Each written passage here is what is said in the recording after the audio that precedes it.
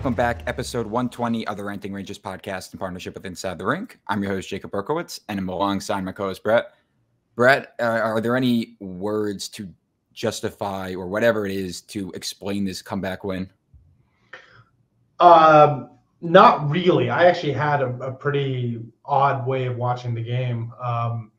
So tonight I walk into a birthday party for my girlfriend's family, most of who I'm meeting for the first time. And so my plan was to watch the game after I got home. But, you know, I live in Buffalo now. So, of course, when I walk in, the game is on the TV. And I'm just trying not to flip out because the Rangers are just getting pummeled by the Islanders.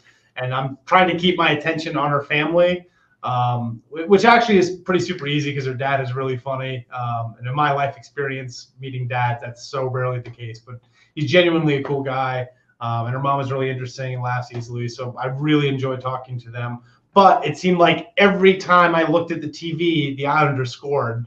And so I'm just trying not to like flip out in front of the family. So I ended up just giving up on watching the game like in the second. I'm like, this game's over. This is a loss. And then at the end of the party, I checked the score and I'm like, we came back? It turns out her uncle is also a Rangers fan and it was his birthday. And I also broke a crown on some candy. So with my sacrifice and the luck of the Rizzo clan, you can thank me for this win tonight. I think I really should have gotten an assist on Panarin's winning goal.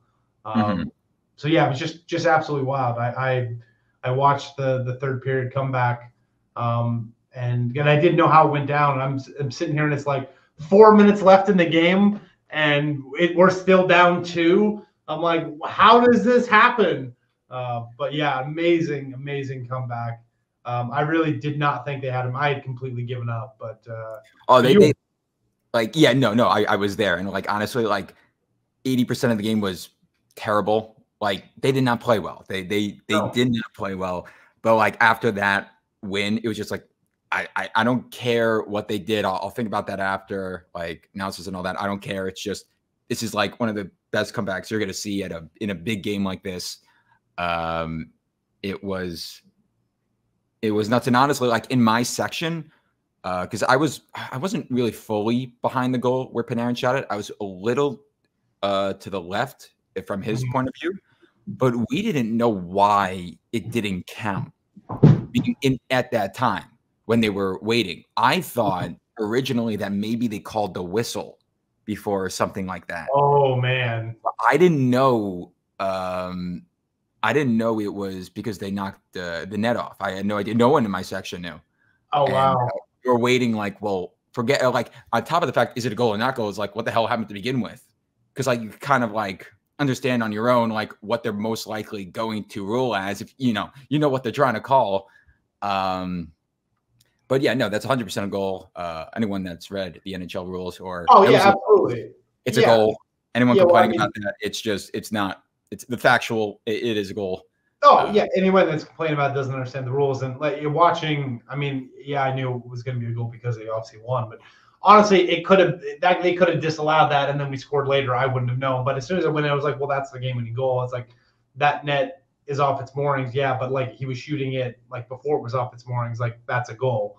That didn't used to be the case. So I understand some people that used to watch hockey. It used to be, if the net was off the moorings, it was done right away.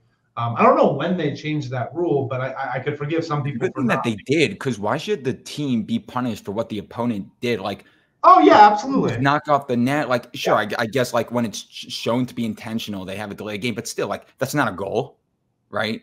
Yeah, like under those circumstances, it should be a goal. Yeah, that's exactly what the rule should be, and they called it. And so yeah, I as soon as he went in, I was like, yep, that's it. I know exactly how they're going to rule because we had our friend Dave Jackson on the ESPN broadcast, and he brought it, and he's like, yep, this is a good goal. He's like, he's still in the motion of shooting here. The defense knocked it off the moorings. It's clearly going in where the net would have been. Textbook goal. Yeah, exactly. So it wasn't like maybe he didn't get off in time, yada yada, et cetera. No. It was just textbook. It was. It's not like you have to have the puck off the stick. Like the puck doesn't have to be on its way. It's just like you have to basically already be in the act of shooting roughly around the time where it goes off the moorings. Well, speaking of the act of shooting, There was a thing, hopefully, obviously, from what I saw, I don't remember who said this, that Ryan Lindgren had to go to an ambulance. They're going to see how he's doing Tuesday, I believe. Yeah. Yeah. What? I mean, I know he got hit there by was a high stick. Yeah, but and right after that, they scored. And Romanov basically gave coming a high stick, and then he went to the front of the net and then scored. But that was a follow through. Yeah, it wasn't a high. That wasn't. Yeah, no, but I just saw like sort of like a lot of people were saying, why isn't that a high stick? It sucked. It was unlucky, but it's under the rules. It's not a penalty if it's a follow through. No. And I mean, I had no problem with that not being a call, because that's always been the rule too. If it's a follow through, it's not high sticking. I did have a problem with Romanov's cross checks against Trocheck in the corner, where they both ended up getting a penalty. That was garbage. And I don't know what Romanov was so upset about too. He seemed like, what? I'm like, dude, you have like not just the little tap pressing against somebody like you do against the boards. That happens a lot. There was 3 hard, full down right into the small of the back, right where like the padding is a lot lighter. I was like, yeah, if I was Trocheck, I'd be absolutely livid too. Like, he had every right to do that. I mean, in fact, it really should have been another power play. It should have been Romanov should have got 2. He should have got 1 for cross checking, 1 for roughing, and then throw Trocheck off for roughing too. But I get that that's a tough call to make, but he had every right to be upset. Yeah, no, 100%. Mayfield had so many penalties. He made Corey Perry jealous. Yeah. I went to the game with my friend Donnie. We had him on, I think about a year ago. He's on this fan. And like he said, like Mayfield takes a lot of penalties, and it's cost them because he's one of their best, not one of the best, but he's a really good penalty killer. Ouch. And then when he took 3 that game, right? Yeah, and when he took that last one, he's like, God dang it, Mayfield. Not like it was like it's apparently a known thing. Then Mayfield takes a solid amount of penalties. But yeah, no, I don't blame him for being upset at the end of the game. If it was at the on our side, I'd be pretty pissed off right now. Yeah. I mean, I don't like to have like a knee-jerk reaction and have like it's over and we're back moment, like just by simply 1 game. But it was definitely deflating. You have a big game. You've shown in the past 6 games that you're not the team like you were in January, that you could be a really good team. And at a game like this, it's not a playoff game. It's not like a huge 2 points. It was just known as like, in general, just a big game just in general because of the Stadium Series, and you expect them to come out and play, and they didn't. And it was very deflating. Like, sure, like I'm not going to totally summarize who you are based off this game, but it tells me a bit on the big games that you're not going to come out to play. And I mean, hey, I don't know how they did it. They probably don't know either, but they pulled it off. And 2 power play goals. Oh, I'm sorry, 3. Was it 3? 3, right? 3 power play goals, yeah. Cold power play. I mean, hopefully this ignites it, especially Mika, right? I mean, that's 2 power play goals in consecutive games. Honestly, I'm the same as I was like hours ago. I'm lost for words. I don't know how to summarize this in a way that it'll justify it, because this was insane. It was ridiculous. 99 out of 100 times this isn't happening. 1,000 times it's only happening once. Yeah, I come back like that. Yeah, absolutely. I'm not really want to put too much stock in how they played for the first 2 periods. Just because it's such a weird game. Because you're right, it's just a regular season game. It's just worth 2 points. For the goalies especially also. Like the goalies going into this, I wasn't expecting this to be like a goaltending dominant matchup. No, because it's your outside air glare, the sun glare. That's why like when Shesterkin like played very well in the second and third, or whenever he had chances, then I'm gonna take the first with a massive grain of salt. But no, I mean, is it unfair to summarize this team won't come out in big games solely on this? No, that would be 100% unfair. It's just how do you say it? It's not fully showing you, but it kind of gives you the wrong signs. I mean, you could make that argument, and it could be right. I guess what I'm saying is that this is such a weird game that, I mean, if you've ever played hockey outside versus playing inside, it's not just the sun and the glare, the atmosphere, the way the puck bounces on the ice, the way your skates feel on the ice is totally, totally different. Now, granted, it's still a hockey team, and both teams are playing in the same conditions, so they should be able to come out and play. But things like that can, upset you, and especially if you go down early, it can really suck the life out of you, and then you feel like you are the team that's playing against the elements. It's something I feel is so not talked about in sports in general, is the psychological impacts of the game. And that's the part that I think shows why this team is special, is that they were down late, and they didn't give up. That they may not always have the hit the ice, period one mentality that you want to see, but they're not giving up on any games, and they have the talent and the work ethic when they want to perform small miracles. And so emphasize when they want to. Yeah, when they want to. Yeah, exactly. So I'm want to say, hey, it's a weird game to start off with. It got off on the wrong foot. Chesty let in some goals. It's also a weird game to be a top goaltender in. Just I feel like these games always tend to be higher scoring in general. Islanders Rangers games tend to always be kind of weird anyway too. So I feel like you get a little deflated. You get mentally, you get mentally down about what's happening in the game, and then you're fighting in this weird environment with these weird situations. It can really easily create a lackluster thing. But then to be able to have the fortitude to come back and to win the game like that, that is what I'm going to take away. So if you feel pessimistic about the game, I'm not going to tell you you're wrong. I just choose to say and see that this is actually a good thing for the team, that they battled back and they had a really big win in a really fun game that I don't think anyone was really expecting. No, definitely not. The only thing is that they showed a few of their habits in the first, like they had in January, right? Like how many minutes was it when the Islanders scored all three of their goals in the first? Yeah, it was. Yeah, I don't know. And it was the center of it was the middle of the ice. The Rangers were scrambling. And it's just there was no response until someone had to step up. And the problem is it's been seeming like everyone is waiting for someone else to step up when everyone themselves should be doing it. And they did that tonight. They did it late, but they did it. And I believe Valley mentioned this. I'm not sure, but I believe he did, is that they got to get a guy, or maybe he was Mike Rupp on NHL Network, that they got to get a guy that will initiate, right? Will actually, I don't know if set the tone's the right word, but it'll actually get people pumped up. They'll get them energized.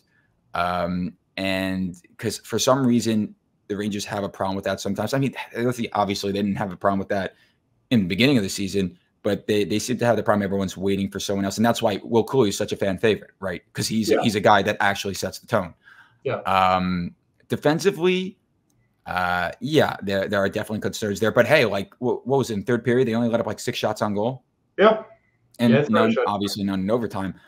So they shut him down. They shut him down. And that's when you could summarize more of, like, if they didn't do well throughout the whole game and then just had a crazy comeback like last 4 minutes, it's fair to say that this just wasn't a good game in general. And this probably you could evaluate the team based off this. But when the team isn't doing well in the first, they do better in the second, and then third, they do really well. You could more lean to that. Okay, like you said, this is an outdoor game. There are elements to this that they're not used to. And so on and so forth. I mean, also, I tweeted this out before. A player that's not going to get enough credit is Alexis Lafreniere. In that game-tying goal, he prevented Adam Pelech from clearing it by diving, poke-checking it to Panarin. Yep. Panarin passing it back, and then Lafreniere passing it to Fox to set up to soon-to-be game-tying goal.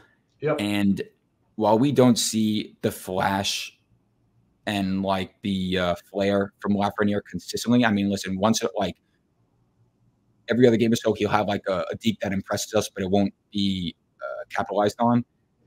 But man, even when he's not doing that, he is really helping this team in so many ways. And imagine if they actually pulled the trigger on the trade in the summer. Oh, it would have been such a disaster. Such a disaster. Because, yeah, and Lafreniere deserves a lot of credit.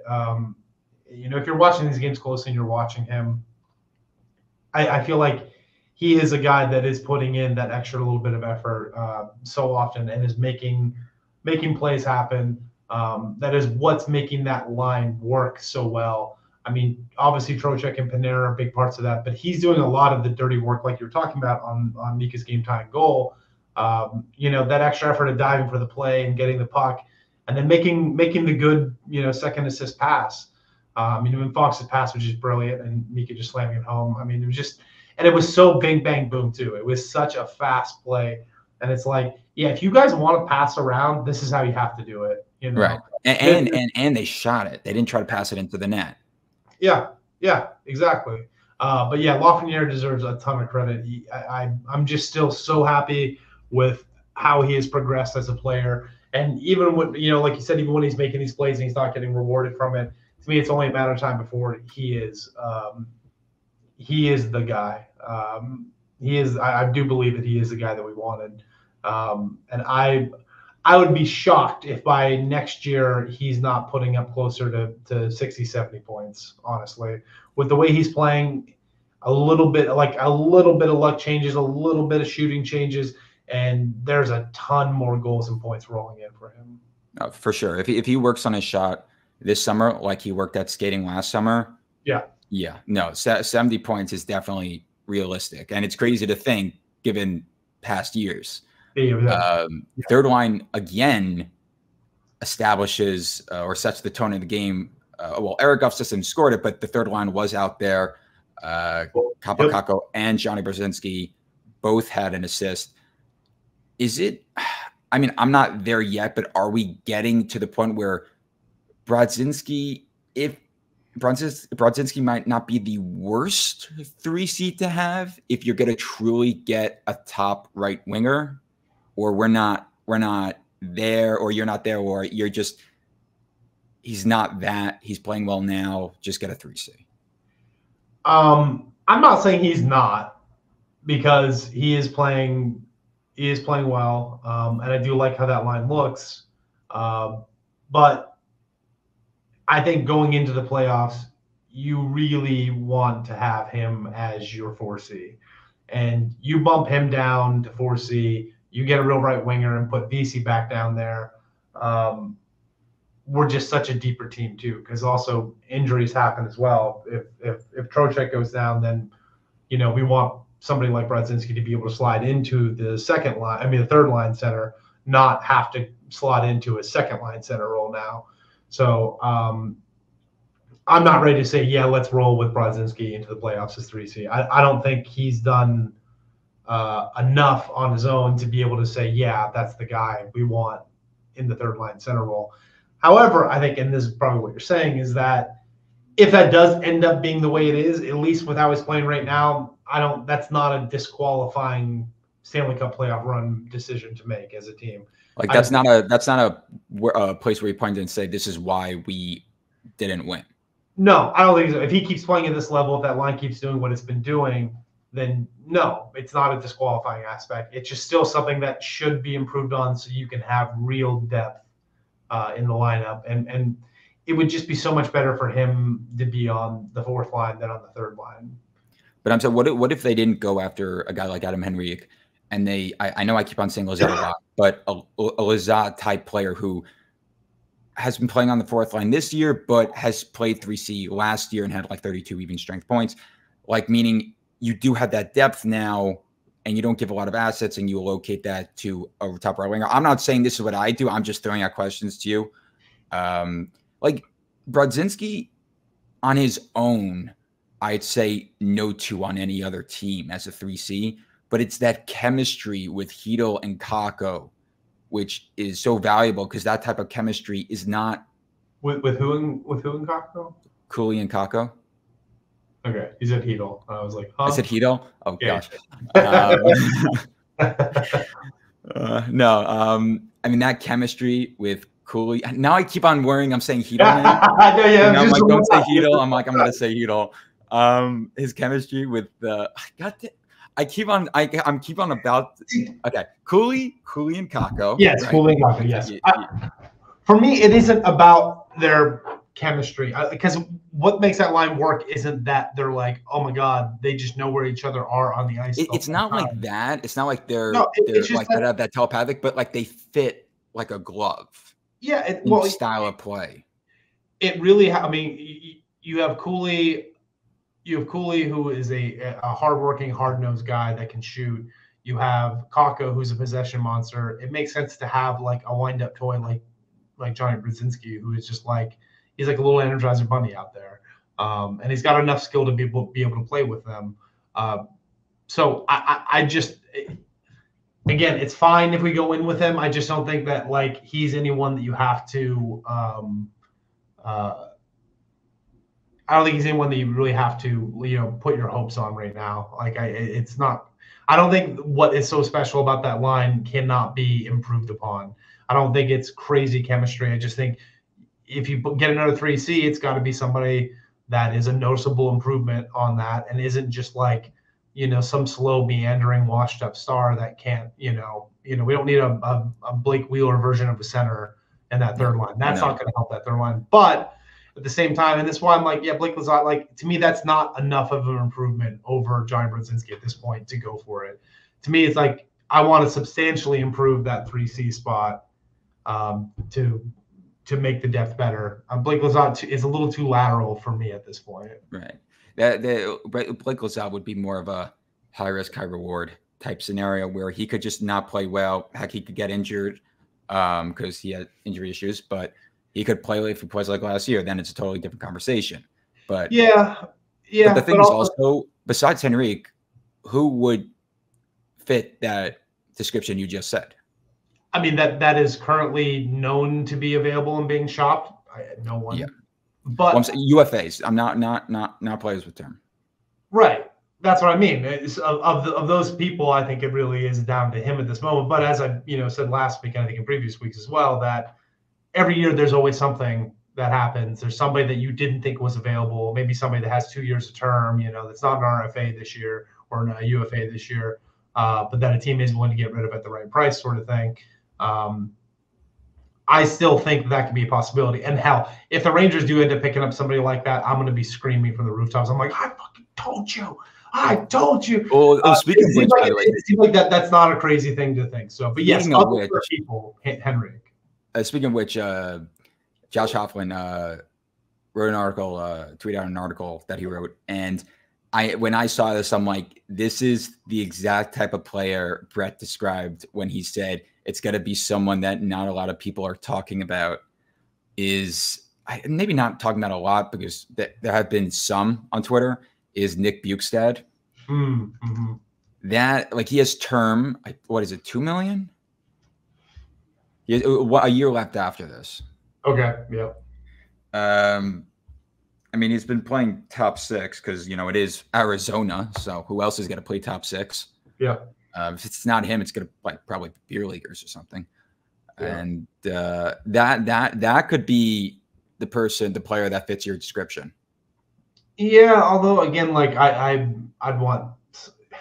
I guess here's the other wrinkle to this too, is that it's very possible that they know more about. By the way, sorry. 2.1 million. 2.1 million, by the way, this year and next year.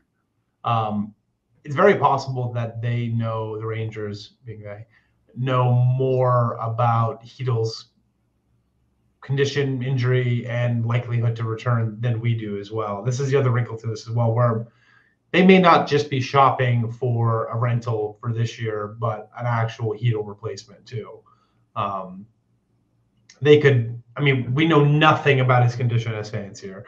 They obviously know a lot more. And maybe what they know is that they don't know, and we'll have to wait and see what happens. But they could also be like, hey, doctors could be telling him it's very unlikely that he is going to be playing professional hockey again, and if he is, it'll take years of rehab or something like that. So that's another wrinkle to this discussion. Crosby took what, a year and a half? Huh? Crosby took a year and a half. Yeah, I mean, yeah. So that was a different injury than this, I think, too, because that was a neck thing, not necessarily a head thing. But regardless, there's information that they know that we don't know. And maybe they go, oh, yeah, we'll have him back next year, and we are just looking for a 3C rental. That could also be the case, but it's also something to prepare yourself for as well, is that they may be fine with taking a player with term because they know they're not going to have Ito back, too, which could open up players that, again, that we're not really looking at or have optics into. Because they're not just looking for a 3C rental, but a 3C replacement, for the next few years. Having said that, I would rather not have Bukestad. I mean, yeah, he's playing in Arizona, which is rough, but he's 31, and he's never really had any big years. As I'm like scrolling through his stats, his biggest year was, like 8 years ago. With 49 points, 19 goals. His career high is his third season in 10 years ago with 24 goals. I would like somebody with a little bit more firepower than that, or at least a little bit more upside than that. Because again, 31, you're really entering those years where a lot of players really start losing it. Yeah, and honestly, if you take Bukestad's power play points away, so he has 27 points in general, 5 power play points, 22. I don't believe if Brodzinski played the same amount of games he did, Brodzinski played 36, he played 53. I mean, is he that far away from those numbers anyway? That's what I mean, is that I'm not looking just. No. I was just saying, no. With Bukestad, I'm just saying I want him. I'm just saying he kind of fit the description that you said of under the radar, term. Right, yeah, for sure. I would think or hope for something with a bit more juice on it than a Nick Bukestad character. Because again, I like you're saying, I think it's a kind of a lateral or a very nearly lateral move. And if that's going to be the case, I'd rather not give up assets and just say, let's trust, Johnny's been playing well. Let's ride him out and have him do that. If you can't substantially improve over him, don't give up assets for him. Put all those assets into getting the best right winger you can then.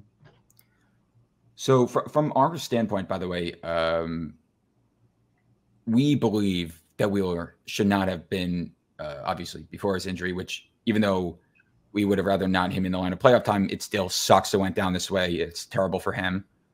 But you and I have said that he should not be on this team playoff time. No. However, from the Rangers' point of view, do you think this makes them more aggressive for right winger in the market? Because maybe they believed that it would be okay if worse comes to worse, they had to use all their assets for a center. If the Rangers weren't dumb enough to think that. I'm saying, do you think that they thought that? I know you're not telepathic. I know you're not there. I'm just saying, does it seem like something you think the Rangers would? I really hope not. I would be so mad if that's what they thought. I'd be so mad if they were like, yeah, you know what? We'll go in, Blake Wheeler, line one. That's working. But it's also, it's you could be forgiven for thinking that too, because, they refuse to try anything else but Zippy and Kreider on the first line too, which isn't really working. So they could be that dumb. I choose to exist in a reality where they're not, and they were already planning on replacing Wheeler. And this was just like a, hey, we'll just, maybe it's also like a, hey, it makes us look not as desperate too at the trading deadline. You're like, well, we can just roll Blake Wheeler. We don't really need to get it right. Well, all the GMs would buy it because they do believe he would be okay. Yeah, probably. Yeah. They're like, oh yeah, it makes sense. We'll be on third line shoot. They're not so desperate. I'm not going to have to, I can't up the asking price. So, So I mean, yeah, but hell, maybe you could get a just in case Wheeler comes back in the playoffs for a first round pick. Yeah. Who's like the oldest GM that's their team still in the playoff chase? It's a good question. Call them up. Yeah. It's definitely interesting. And obviously this has kind of been in a limbo, as we've said multiple times, because it's a weird trade deadline, given the injuries, some of us jinxing it, of course. And yeah, we no one knows what's going to go on because, I mean, yeah, this trade deadline sucks. It's center depth. It's brutal. But the Rangers as a whole, you hope they shape up more defensively because that one player is not going to truly fix. It might give them a boost, confidence, or might help, on the time he's out there. But them as a whole, they've got to protect or defend that middle of the ice better. Yeah. I do feel that this team, the reason I'm not worried going in the playoffs right now is because I think that the only team that can beat this team is itself. The only team that can beat the Rangers is the Rangers. And I guess at this point, I've seen enough of this team to know that we can absolutely crush and come back against absolutely any team in the NHL, and we can win 16 games in the playoffs. And what I'm kind of thinking now is that in those playoff games, they're not going to have the lifeless flat games because they'll be under so much pressure, so much adrenaline that they're not going to have. They'll have a coach that coaches. Yeah, and a coach that coaches. They're not going to have sleepwalking January games in the playoffs. I think that's less likely to happen. I think that they will, play with the tenacity that they need to, and then they have the talent and everything else around there to win. So I'm not overly concerned about that, And thankfully, we've only got like 2.5 weeks left now-ish of by the time this airs. Yeah, 2.5 weeks before the deadline. So we'll know very soon what this Rangers roster is going to look like going into the playoffs, barring injury. So I'm hoping to see some movement real soon here. Yeah, the one thing that gives me comfort is that even under Gallant, how the Rangers played last year defensively, is not why they lost that first round, but how they played defensively under Gallant, and they just flipped the switch after the regular season. Kind of gives me a bit more comfort with this team, saying, okay, like they've shown, when the playoffs come, things actually tighten up. I mean, who said it? Martin St. Louis said not every player plays, or no player plays 82 games 100%.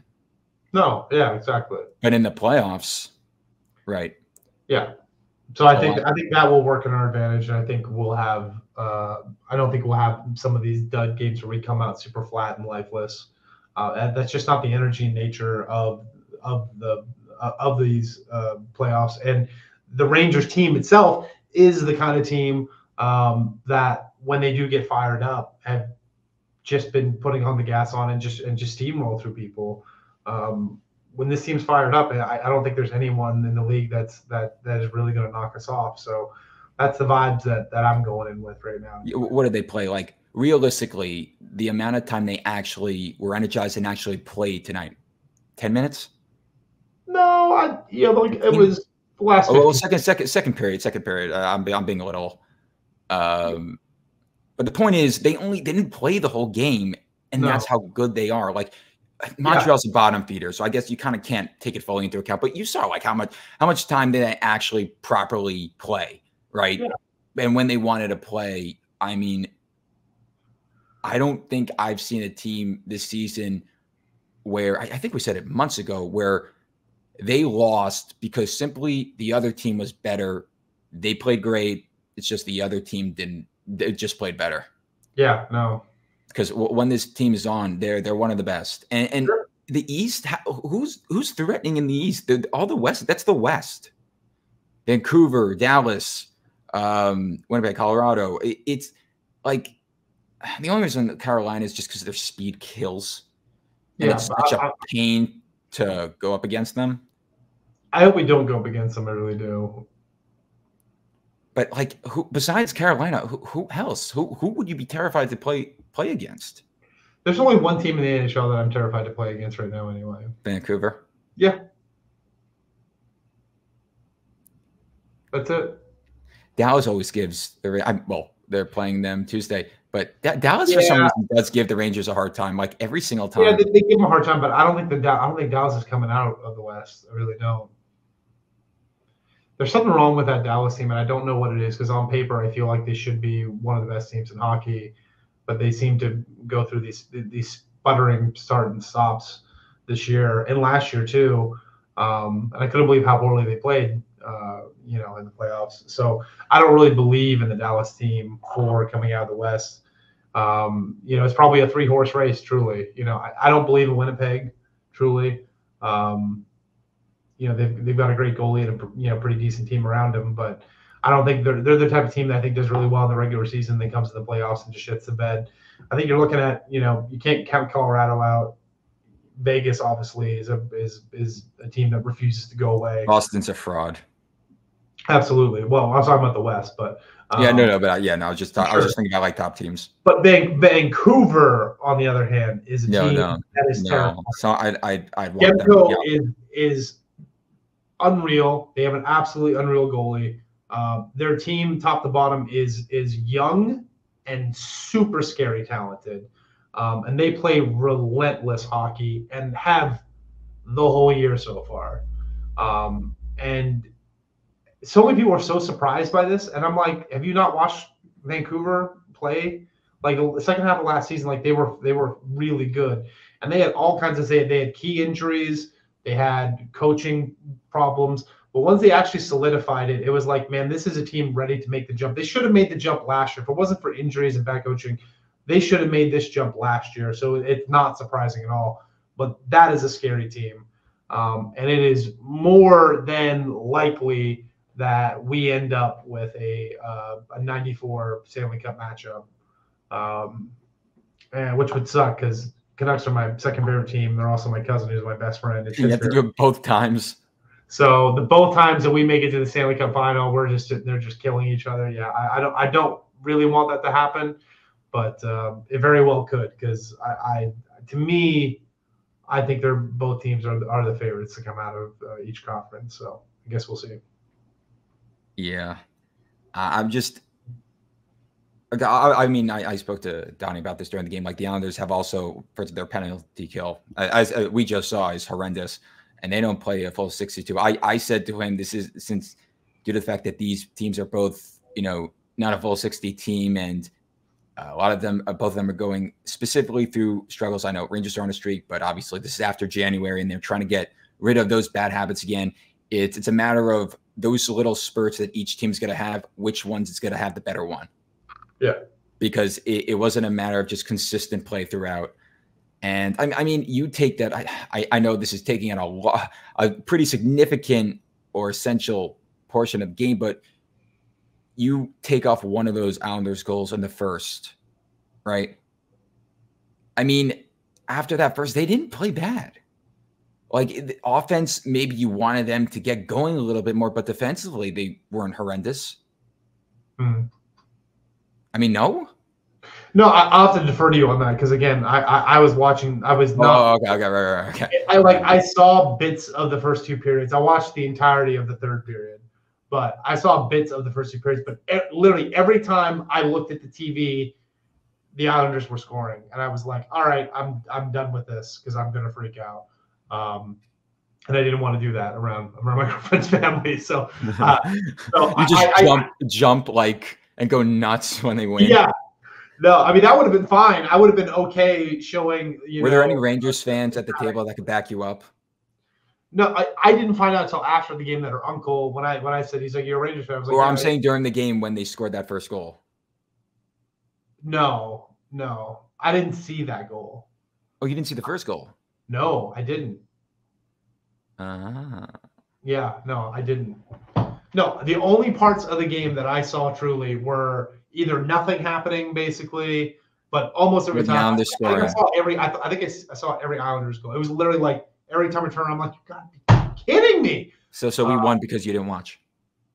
No, we won because I broke a tooth on candy, actually. Or you didn't watch because you just said every time you watch, the Islanders were scoring. So didn't watching. The Rangers were winning.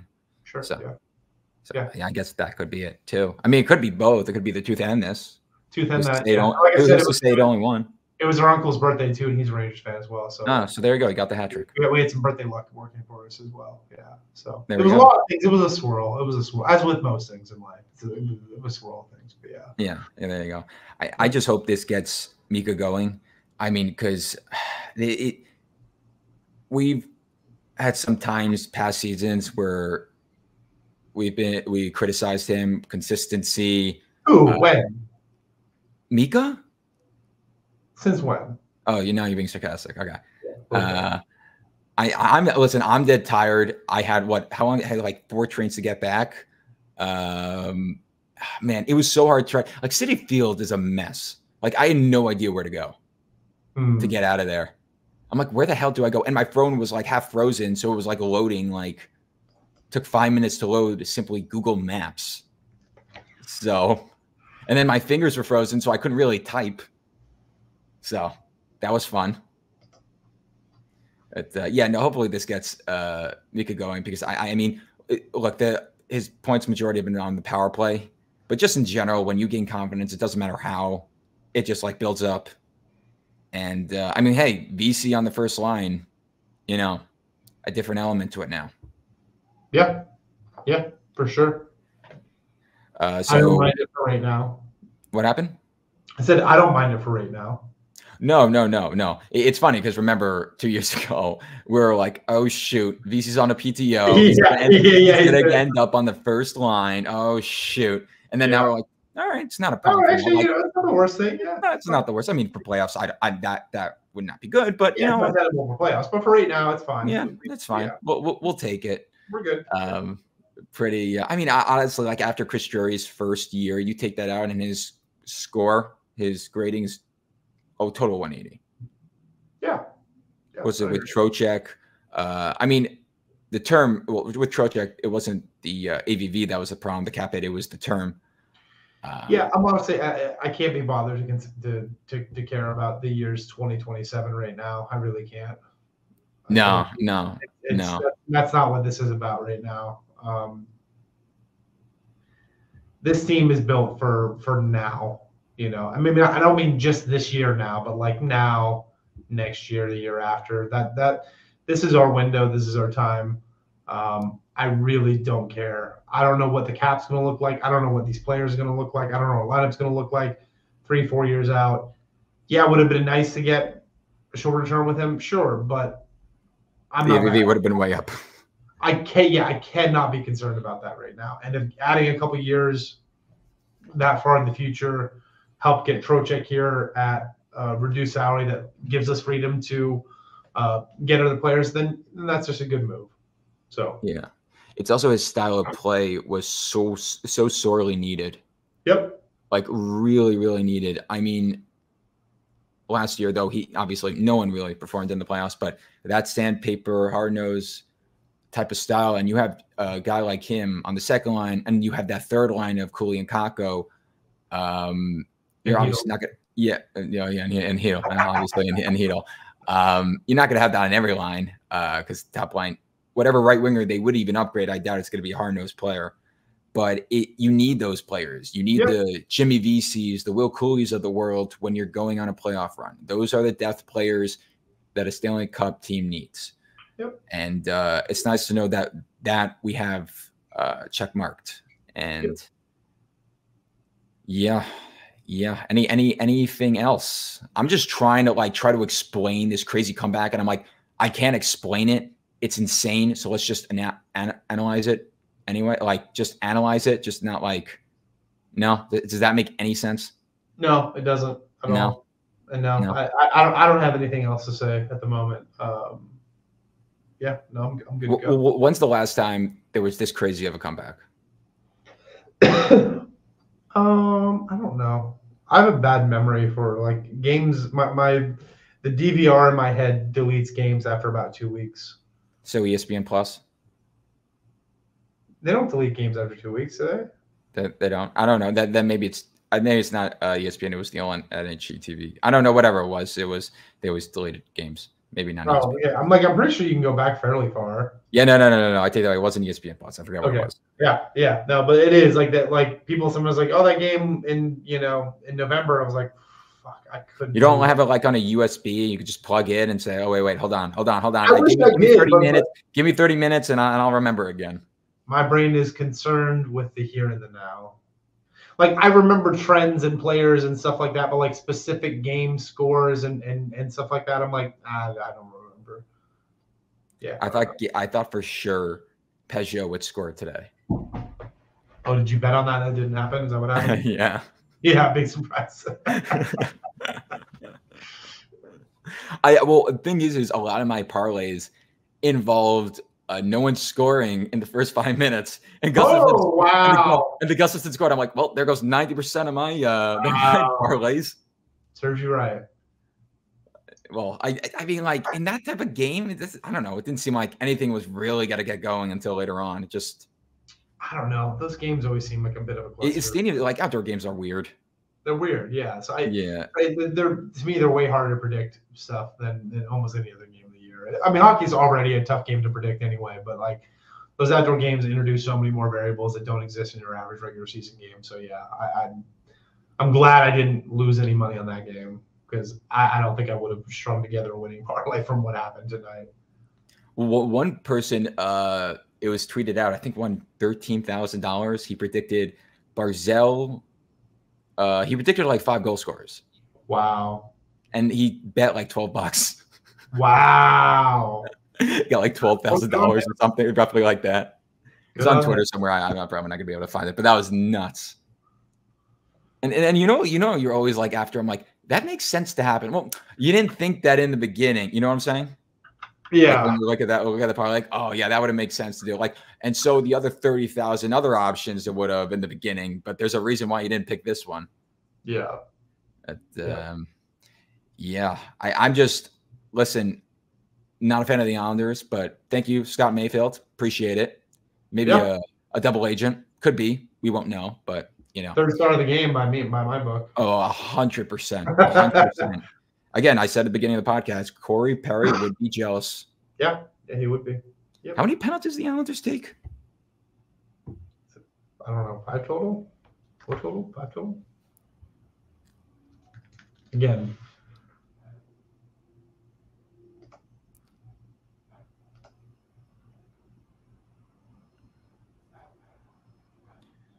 How many penalties? My box score isn't.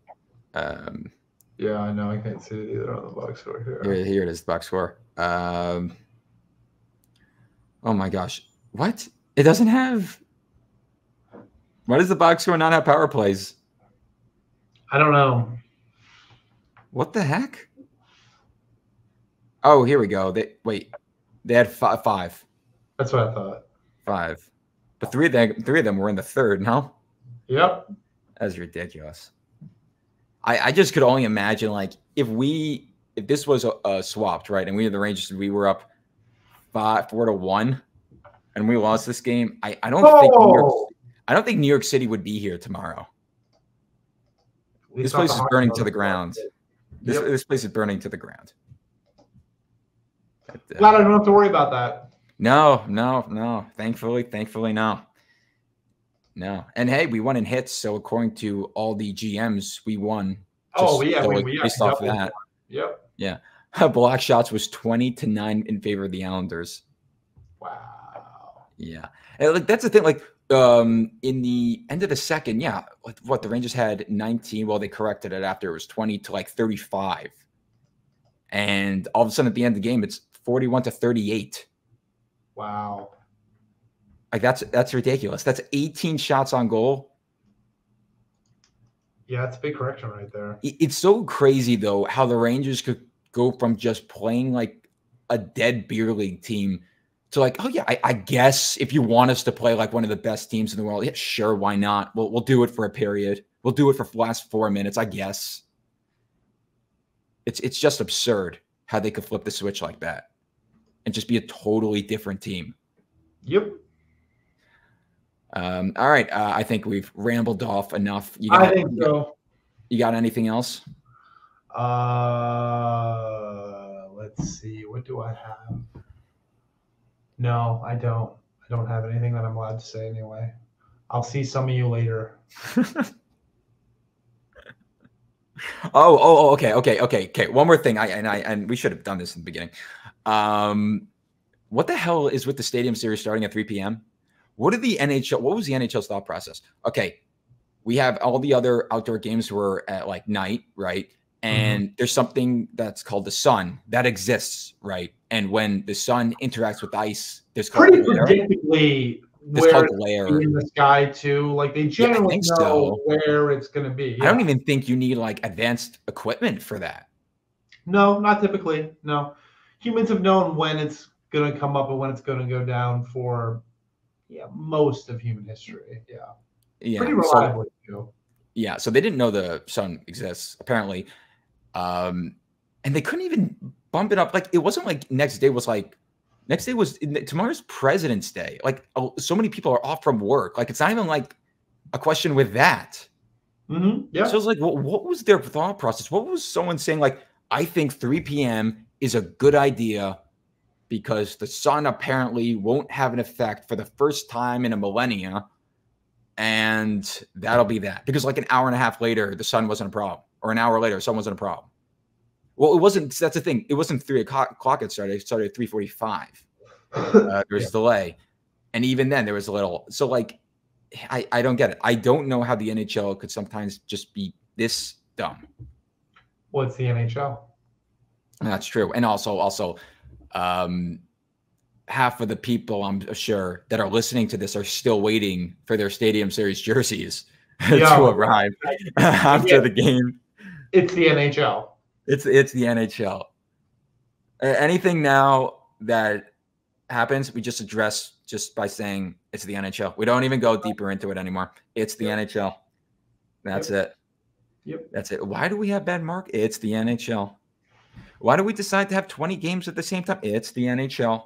Yep. Why don't we have a higher cap, even though literally Seattle just gave the league $650 million for an expansion team? It's the NHL.